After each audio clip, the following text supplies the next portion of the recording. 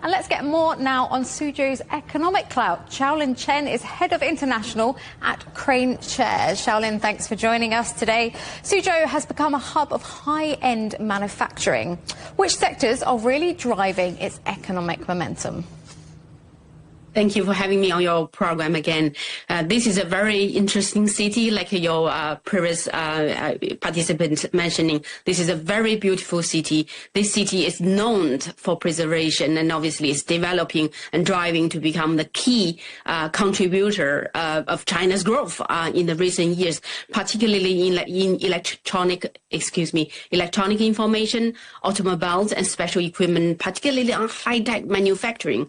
In recent AI and manufacturing combination as a new growth driver for China, this city definitely wins by miles in this kind of sectors to grow. In 2024, I think Suzhou literally produced nearly 1.4 trillion yuan in electronic information as revenue growth for just a city. And if you think about high-tech manufacturing for the city, also contribute nearly 2.6 trillion yuan. So you can see in the growth in number that this city is definitely catching up, not only in the preservation as a very beautiful city to live in, for years, hundreds of years in China, but also now become a tech hub to welcome the modernization of China is preparing for the next phase of the country's growth.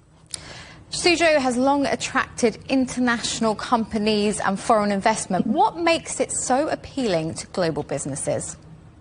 It was a couple of reasons. One is the logistic. It is very, very well connected within China. Also, it has a very fast logistic connecting with the international world. It's only, not very long, a few, probably an hour or so away from Shanghai. You can imagine if you want to another city slightly lower in the expense of living costs, and Suzhou is a beautiful city to be, and it's very close to Shanghai and not very far traveling even within China. Also, is scale. It's a very large scale in terms of lands, in terms of supports, in terms of policy, tax incentive, you name it. It's a city that is trying to and welcoming international investments. In fact, there's over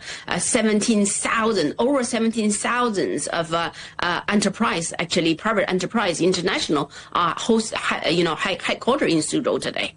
We've just been looking at some stunning footage of the city's gardens and its rich history. How does it balance keeping that tradition with being a modern economic powerhouse?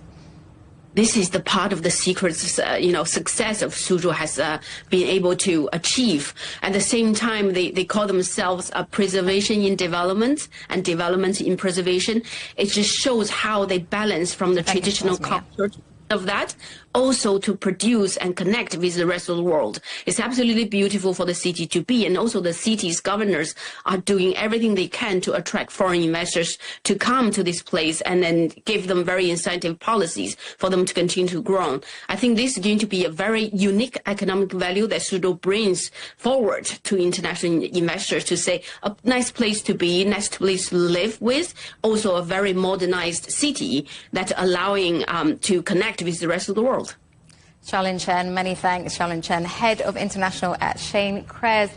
And for our next stop in our weekly China City series, we'll be heading to Wenzhou in Zhejiang province, a city driven by grassroots business activity. Back to you, Sally.